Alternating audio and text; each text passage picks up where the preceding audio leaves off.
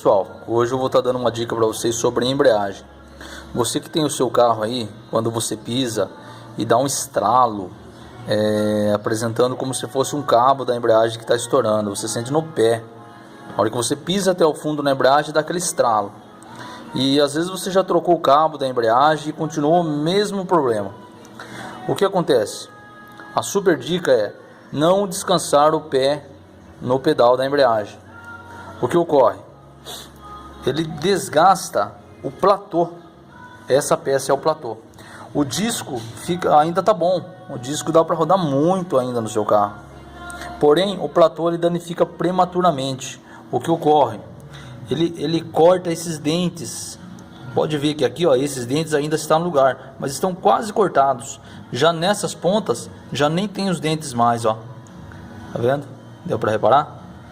Ok. Então é isso aí. Evite troca de embreagem prematuramente. Tire o pé da embreagem. Só bota o pé na embreagem quando for trocar as marchas. Super dica aí. Valeu, até mais, obrigado, tchau.